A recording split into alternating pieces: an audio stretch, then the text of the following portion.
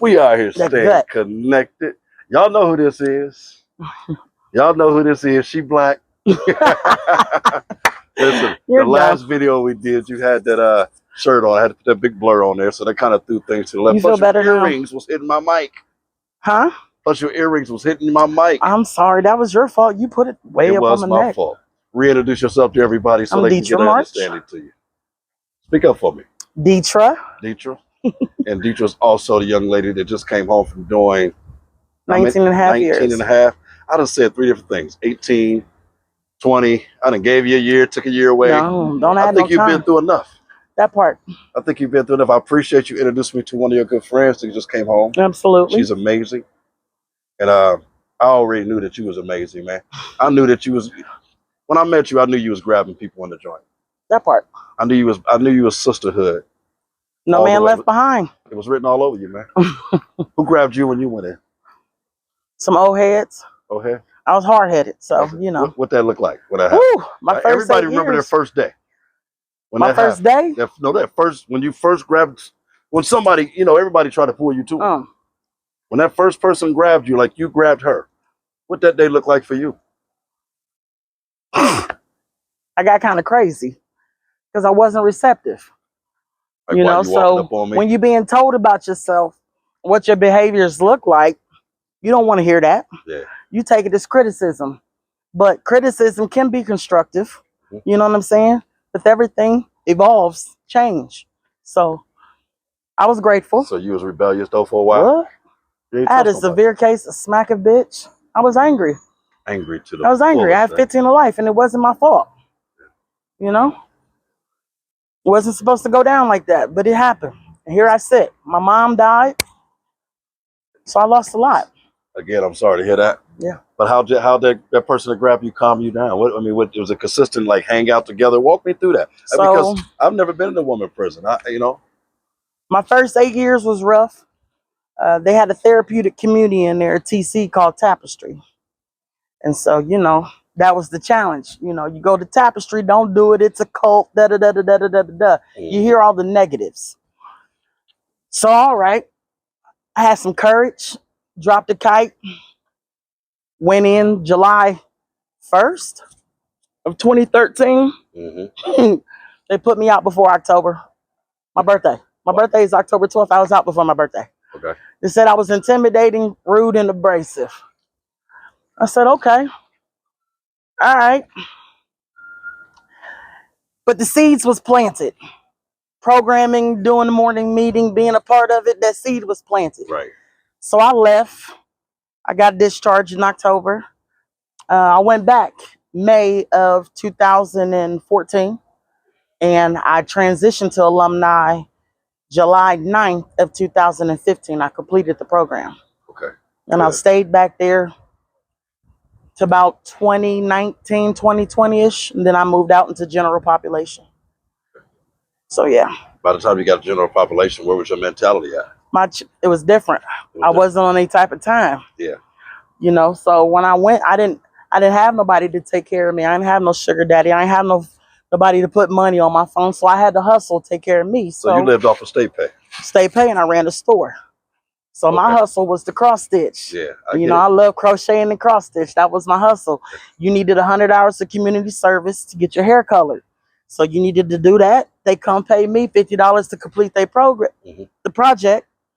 Guess what? You go get your hair colored. So that was my hustle. How was y'all's pay? Huh? How was y'all's pay? How was our pay? Your pay. I lived on $10 for 2 years. Yeah. I had state pay. That's less than me. Me was like 19 or 20 or something. Court costs and fines. If you owe court costs and fines, they take that out. Franklin County want their money. Yeah, they want their money. So my fines was only $252. But how do I tell my mom to pay my fine and I'm in prison and she got to buy her insulin? Yeah. You know, so I roughed it out. You know what I'm saying? Yeah. You did that time. I hustled, absolutely. So when I went to the program the first time, I had like 7 bags.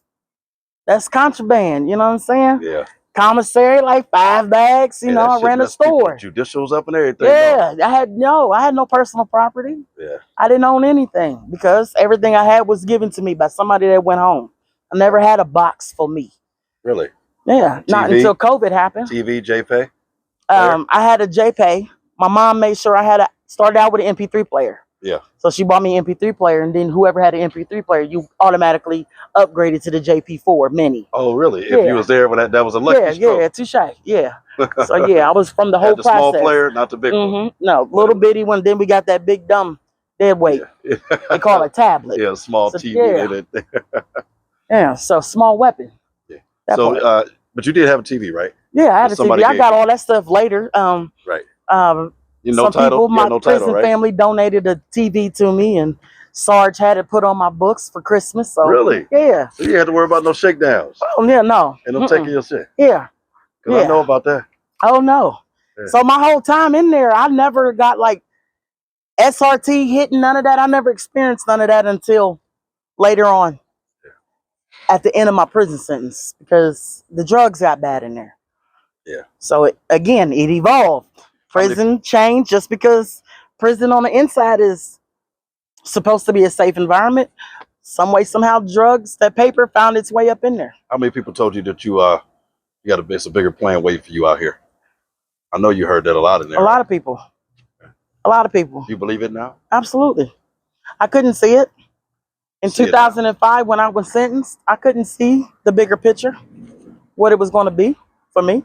You see it now, don't you? Absolutely.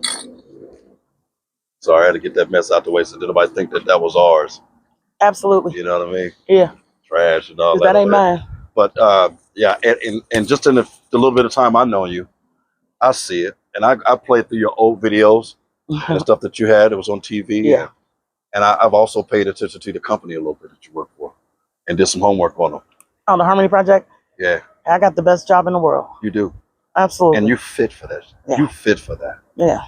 So I don't care what nobody say. You fit for that. Yeah. I mean, and you probably have people saying, "Oh, she can go be a CEO. She can go do this," and she probably could. She ain't going back in there. I go back in. She go back in there to pull somebody out. I go back in to let them know when you come out, if you work hard in there to apply what they give us, they call them tools in there. Yeah. Put them on your tool belt. So you strapped up when you come out here, because out here is lifing. Yeah. You know, it's lifing in the joint, but it's lifing out here. Yeah. So if I can't control myself in there, how am I going to control myself out here? Right. So I had to do it in there. I had to do it in there. So what has this job done for you? I didn't hear you. What's this job done for you? My job has elevated me to the point where, like, I believe in myself. The technology part, my coworker is always, "You're doing the damn thing. You're doing the thing." I'd be like, so when I sent this email, other people couldn't see the email. So that means I BCC'd. So now I need to CC. That means everybody can see it. He said, "There you go. You're doing it. You're doing it." So, you know, I'm learning. Right. I'm learning. Every day is a process. That part. But it's not, you didn't come home and wasn't able to be productive in it. And that's the part that touches me. And I'm sure it touches your boss too. I was productive in there. Yeah. And then some people tend to come home and they lack, though. And you didn't. No. You put them shoes on and you went running, man. You still in it and you love it. You said it's the best thing. You fall 7 times, you stand up 8. Yeah. I've been down, I'm up. I like that. Yeah. I like that. So what's your mission with your other sisters, man? I mean, how you feel about ironically, you see them coming in a lot, right? Oh yeah. So my number was 62733. And when I left the institution, they was on 115,000. So if you would subtract my little baby's number from my number, she would probably be like the 48,000th female from my number. Yeah. That's in a short, that's crazy, because the turnover rate is. It's crazy, ain't it? That part. Recidivism all is them real. racks waiting in that big warehouse. That part. Waiting to house more. Well, Smokey gave us life lessons when we was a baby. We didn't listen. He said it. Only you could prevent forest fires. That's right. they should have been. They should have followed the DARE program, right? That part. Who was a part of the DARE program? That changed the game. Yeah. So I appreciate you, man. We're gonna sit down and have some other conversations. Because, man, you guys are amazing. Just that change, man. There's so many women out here now that still just be. I've been listening to these girls talking. Everything is bump that, F this, and fucking talking about that. You know what I'm saying? And to a certain extent, you can have that mentality, but you got to tamp it down. Yeah, you know. You got to tamp it down.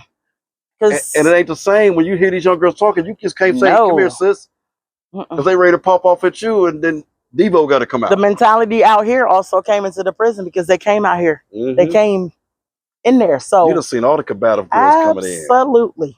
Man, dope, sick, the whole nine. Well, that was in the beginning. By the time they got the population, they had been. No, it was bad in there. Was I it? done seen Because some they're shit getting in there. high in there too. Everything ODing and dying and joint people. Don't Nobody understand. died yet. Nobody died there, but definitely, I saved 2 people's life. I was grateful. How'd you do that? Without Narcan or something? Well, the first girl, she was on the toilet slumped, and so she basically was puking, but her head was back. So I had to hold her head up and tell them to go get the COs. And so when the COs came in, they called medical, and I didn't know she was ODing. I had no clue. That was my first experience. And then the second experience, I worked at the chow hall, and the young lady, she was malnourished when she came in, so she got double portions on her plate. Yeah, when you're And small, so, I paid attention to her diet, and when people was bullying her, taking her food, I let the officers and them know, like, she's not eating her food because she's not gaining any weight. I know because I'm always on her line to feed her double portions. So she ended up thanking me for it. You know what I'm saying? They was bullying her for her food because she got double portions. Yeah. Um, Taking her tray. absolutely. Crazy. Yeah. Taking her tray. Taking her tray. She was 89 pounds. 89 pounds when she went to prison. Small as she is, and you want to be That greedy part. and take her. Let her have That part. something. You have something. A 7-year-old is 89 pounds. It's a grown ass adult. That's crazy. 26 years old, 89 pounds. That part. So as a peer mentor, I did what I was supposed to do. And so I ended up moving into the dorm that was for the program that allowed the ladies who had addictions to do the program and work their program, do what they need to do for them. Was it like an honor dorm or something? No. So if you had you was sentenced under a certain bill, you qualified for this program. Okay. And so you went to this program for a certain amount of time, 30, 60, 90, 6 months, year, however long it was. But it was a chaotic program because you had people actually trying to work their program with people coming in who didn't want to do their program. Yeah. So just so happened, the young lady who was malnourished, I developed a rapport with her because I'm a mentor in the dorm, and she wasn't walking correct. And they came and got me, was like, "Big mama, you need to go help old girl because something's wrong with her." Yeah. But unbeknownst to me, she's ODing. She literally went down back there by the Bay Area. They trying to give her CPR in the mouth. You can't give her CPR and she's all contorted up. Right. You're restricting her airflow. Absolutely. She's blue. Taken away from her. So this was Labor Day, 2023. I'll never forget it. I picked her up. I told the officer I'm going to pick her up and take her outside and lay her down on the ground because it was cold that day. And so I pulled her shirt up and laid her down on that ground, and I took my knuckles and went up down her chest plate, how PBS 34 said to do. I didn't have no cold water because our showers was hot. Yeah. She needed something cold. So I put her on the ground, and when the nurse came, had to pick her little lifeless body up and help him put her on their cart. And come to find out, she had fentanyl in her system. Wow. This was a Monday, and then my first SRT experience was that Wednesday. They came into our cottage up there. Because we had fentanyl in the institution, which was crazy. And they probably didn't honor you guys for that. They probably shook y'all down. They tore up the whole cottage. Yeah, tore up the whole thing, huh? Yeah, tore everybody up, even the mentors included. And so one of the officers was like, "What are you doing in here?" I said, "I'm a mentor. I live here." He was like, "All right." So unbeknownst to me, he went and hollered at the case manager and was like, "So I see she in here. You know what I'm saying? I know she about the right thing, so I'm not going to like really mess her stuff up." She said, "No, don't treat her no different. She wouldn't want you to treat her no different." Right. You know what I'm saying? Because I'm a peer mentor, peer mentors have to be a set example too. So, and then when he came, like commended me, you know what I'm saying? He was like, I'm proud of you. You know what I'm saying? He said, "You came a long way." He said, "Your name carry weight now." So and that's I was proud nature, of that. That second nature, fight or flight is in you now. Absolutely. You know what I mean? Being that mentor in there. Absolutely. Made you a hell of a machine to come out into this block. That's how you end up meeting my friend, my little baby. I was sitting on my bottom bunk looking at her. I said, "I know this little baby." All right. And then I would walk by. She would stare at me. I would stare at her, mean mug her, like, "What the fuck is she staring at?" She was like, What's your name? I said, Detra. She was on the phone with her dad on her tablet. Hold that conversation. We're finna go have that one. We're Okay. gonna have that one. Okay. I want you to leave these girls with something positive before we get out of here, okay? Talk to them. Well, life is going to give you lemons, and they're going to be shitty. It's up to you to make good lemonade regardless. That's right.